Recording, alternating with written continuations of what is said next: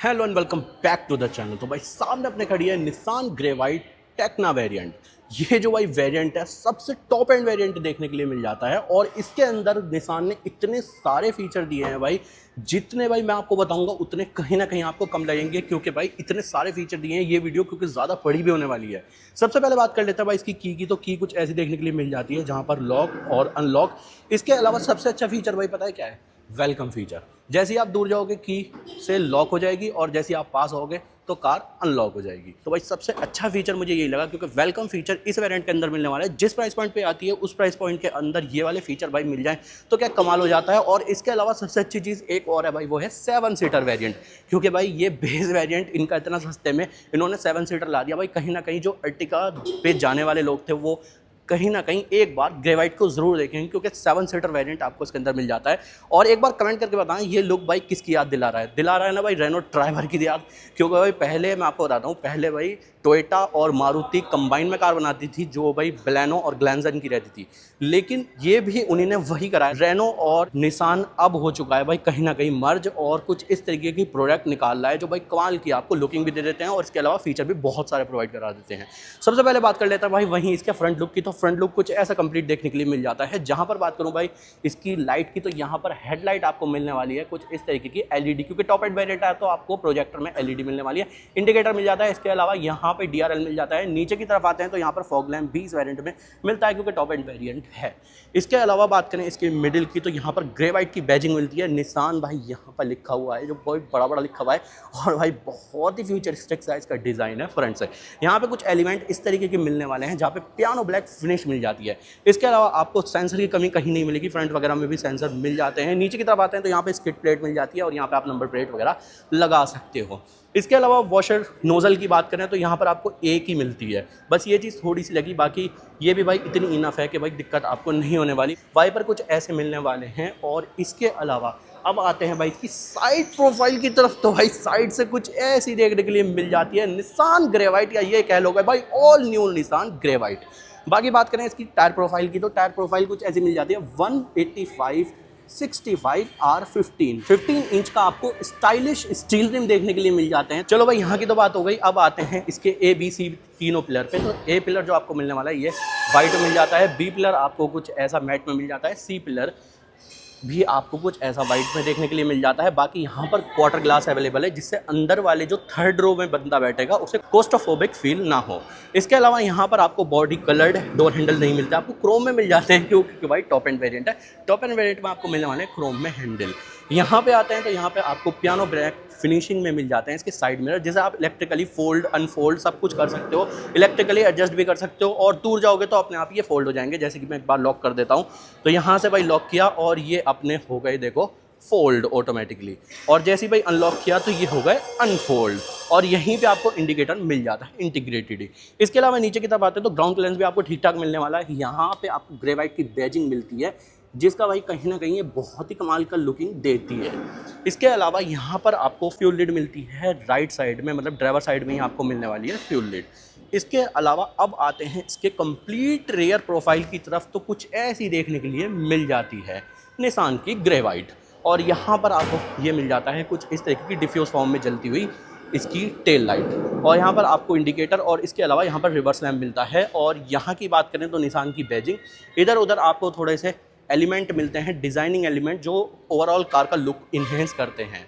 और यहाँ पे आपको ग्रेवाइट की बैजिंग मिल जाती है। नीचे की तरफ 1 2 3 पॉइंट आपको रिवर्स पार्किंग सेंसर मिल जाते हैं, और यहाँ पे आपको मिल जाती है स्किड प्लेट भी इसके अंदर।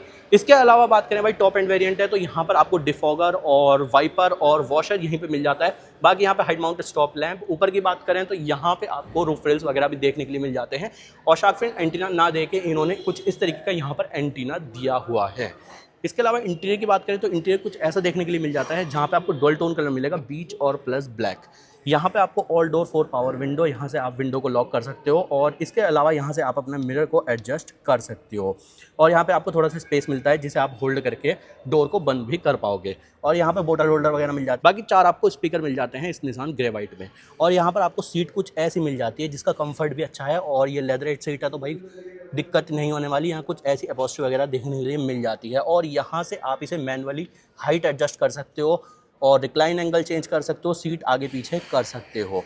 और यहाँ पर आपको आर्मरेस्ट भी देखने के लिए मिल जाता है ड्राइवर के लिए।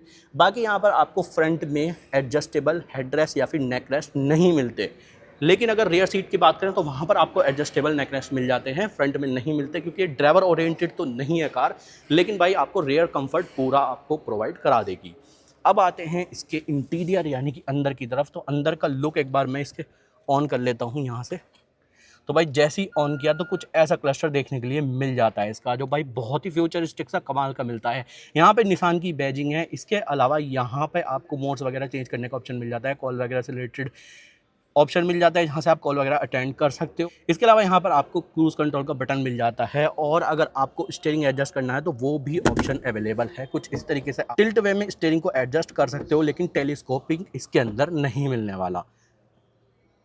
बात करें अगर इस डिस्प्ले की, तो 8 इंच की आपको लगभग डिस्प्ले मिल जाती है। यहाँ पर भी आपको काफ़ी सारे बटन वगैरह देखने के लिए मिल जाते हैं। ये तो भैया हो गया टिकटॉक हैजार्ड का बटन, और इसके अलावा यहाँ पर रियर डिफॉगर, और यहाँ से आप पार्किंग सेंसर को ऑफ कर सकते हो, यहाँ पर लॉक अनलॉक कर सकते हो, यहाँ से आप ट्रैक्शन कंट्रोल को ऑन या फिर ऑफ कर सकते हो। इसके अलावा यहाँ पर आपको AC के कंट्रोल मिल जाते हैं। नीचे की तरफ आते हैं तो ये तो की रखी हुई है, यहाँ पे थोड़ा सा स्पेस मिलता है, और यहाँ पे पुश स्टार्ट बटन मिलता है, और यहाँ पे टाइप A पोर्ट, USB वगैरह कनेक्ट करना चाहते हो तो वो भी कर सकते हो। इसके अलावा यहाँ पे आप क्रूज कंट्रोल को ऑफ कर सकते हो। नीचे की तरफ आते हैं तो यहाँ पे आपको वायरलेस चार्जिंग का सपोर्ट इसके अंदर मिल जाता है, बेसिकली इस वेरिएंट के अंदर।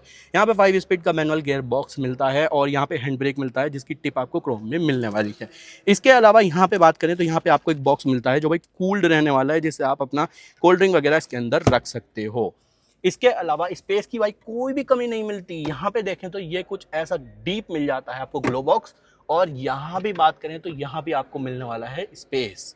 तो भाई स्पेस आपको कोई भी कमी नहीं मिलने वाली, स्पेस आपको भर भर के दिया गया है इस कार में। बाकी कुछ ऐसे मिल जाते हैं इसके AC वेंट। ऊपर की तरफ आते हैं तो आप मैनुअली डिम करोगे IRVM को, और यहाँ पे आपको एक वैनिटी मिरर मिलने वाला है, और इसके अलावा यहाँ पे आपको कुछ नहीं मिलता, इवन टिकट होल्डर भी नहीं मिलने वाला। और यहाँ पे माइक मिल जाता है, जिसे आप Android auto and Apple CarPlay जब कनेक्ट करोगे तो भाई यहाँ से बात वगैरह कॉल पे कर सकते हो, कोई दिक्कत नहीं होने वाली। इसके अलावा अब आते हैं भाई इसकी रियर सीट की तरफ। तो रियर कितनी कंफर्टेबल है। यहाँ पे आपको हेडलाइट लेवलिंग का मिलता है, तो यहाँ से आप हेडलाइट लेवलिंग वगैरह एडजस्ट कर सकते हो। अलावा यहाँ पे आपको ABC 3 पैडल मिल जाते हैं, और यहाँ से आप फ्यूल लिड ओपन कर सकते हो। अब आते हैं इसके रियर सीट की तरफ। रियर सीट की बात करें तो रियर सीट भी भाई काफ़ी कंफर्टेबल मिल जाती है, फैब्रिक वगैरह का यूज़ हुआ है। हाँ, अपॉस्ट्री बहुत बढ़िया है भाई, देखो कुछ इस तरीके की मिल जाती है। बाकी सीट कवर लगवाना चाहते हो तो वो भी ऑप्शन अवेलेबल है। यहाँ से आप इसका रिक्लाइन एंगल भी चेंज कर सकते हो, सीट आगे पीछे कर सकते हो भाई, बहुत अच्छा ऑप्शन इसके अंदर मिल जाता है। तो आपको लेग रूम की दिक्कत तो होनी नहीं वाली, आप अपने हिसाब से इसकी सीट को एडजस्ट कर पाओगे। और यहाँ पर बात करें तो कुछ इस तरीके का इसका रियर डोर ट्रिम आने वाला है, जहाँ पर ये सिल्वर फिनिशिंग में मिल जाता है। यहाँ पर पावर विंडो, यहाँ पर थोड़ा बहुत स्पेस, और इस तरीके से पकड़ के होल्ड करके आप इसे बंद भी कर सकते हो। यहाँ पे बोतल होल्डर वगैरह का ऑप्शन मिल जाता है, यहाँ पे स्पीकर का। और अब आते हैं इसके रियर सीट कंफर्ट की तरफ। तो कुछ कंफर्टेबल सीट तो ऐसी मिल जाती है, लेग रूम आप अपने हिसाब से एडजस्ट कर सकते हो जैसे आपको करना है। बाकी कुछ इस तरीके से आप इस सीट को स्लाइड भी कर सकते हो, और अगर आपको रिक्लाइन एंगल चेंज करना है तो वो भी ऑप्शन अवेलेबल है। बाकी रियर AC वेंट कुछ ऐसे देखने के लिए यहाँ पर मिल जाते हैं, और इससे अगर नीचे वेरिएंट की तरफ जाते हैं तो वहाँ भी आपको रियर में AC वेंट मिलने वाले हैं। रियर AC कंट्रोल करने के लिए आपको यहाँ पर नॉब दी गई है, कुछ इस तरीके से आप रियर AC कंट्रोल कर सकते हो। और यहाँ पे 12 वोल्ट का सॉकेट भी मिलता है, जिससे मोबाइल वगैरह चार्ज करने में कोई दिक्कत नहीं होने वाली। और अगर बात करें भाई हेडरूम की, तो हेडरूम कुछ ऐसा देखने के लिए मिल जाता है जो काफ़ी अच्छा हेडरूम है। और यहाँ पर आपको ग्रैब हैंडल वगैरह भी देखने के लिए मिल जाते हैं। यहाँ पर रूफ लाइट है, आगे भी आपको रूफ लाइट मिलती है। इसके अलावा बात करें अगर इस सीट की, तो भाई ये आपको स्प्लिट सीट देखने के लिए मिल जाती है। ये वाली सीट टंबल होकर आगे की तरफ जाएगी जब थर्ड रो में हम पहुँच जाएंगे। तो थर्ड रो का भी आपको कंफर्ट वगैरह एक बार दिखा देता हूँ कैसा मिलने वाला है।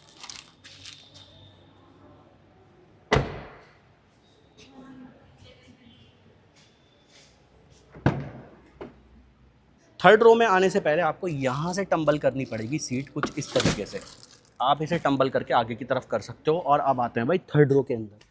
तो थर्ड रो के अंदर भाई जैसे ही आप आएंगे तो कुछ इस तरीके का स्पेस वगैरह देखने के लिए मिल जाता है।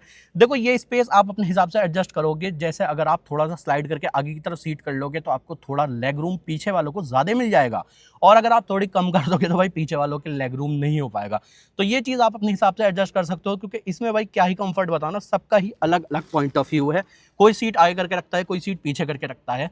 और इसके अलावा अगर हम बात करें रियर की, तो भाई यहाँ पर भी आपको 12 वोल्ट का सॉकेट मिलता है। बाकी यहाँ पे कुछ इस तरीके का क्वार्टर ग्लास मिलने वाला है, तो आपको कोस्टोफोबिक तो एटलीस्ट फील नहीं होगा। बाकी रेयर की बात करें तो कुछ इस तरीके का आपको हेडरूम मिल जाता है। लगभग मेरी 6 फीट हाइट है और इसके अंदर भी भाई मुझे इतना इनफ हेडरूम मिलने वाला है। और रेयर में सबसे अच्छी चीज़ ये है कि आपको यहाँ पर भी एडजस्टेबल नेक रेस्ट मिलने वाले हैं, जो भाई बहुत ही सही चीज़ है। आपको आगे भी एडजस्टेबल हेडरेस्ट मिल जाते हैं 2, और यहाँ पर भी 2 एडजस्टेबल हेडरेस्ट या फिर नेक रेस्ट मिल जाते हैं। इसके अलावा इधर की बात करें तो यहाँ पर आपको कुछ नहीं मिलता। यहाँ पे आपको थोड़ा स्पेस वगैरह दिया गया है और आप इस तरीके से इसे होल्ड भी कर सकते हो। बाकी यहाँ पर भी आपको ग्रैब हैंडल मिलता है। और रेयर एसी वेंट की बात करें तो कुछ इस तरीके से यहाँ पर मिल जाता है। तो भाई रेयर में भी कोई दिक्कत नहीं होती कंफर्ट से रिलेटेड। और अगर इससे नीचे वेरिएंट की बात करें तो वहाँ पर भी आपको एसी वेंट रेयर में मिलने वाला है। अब आते हैं भाई इसके बूट स्पेस की तरफ। Boot space normally 7 seater car में नहीं मिलने वाला, लेकिन इस कार में आपको बूट स्पेस कितना मिल जाता है वो आपको दिखा देता हूँ। तो कुछ इस तरीके का आपको बूट स्पेस मिलने वाला है। बाकी सबसे अच्छी चीज़ और मैं आपको बताता हूँ एक और है भाई, जैसे आप ऐसे करके इसे टंबल कर सकते हो, और टंबल ही नहीं, आप इसे रिमूव करके साइड में रख सकते हो अगर आपको 7 सीटर की नीड नहीं है।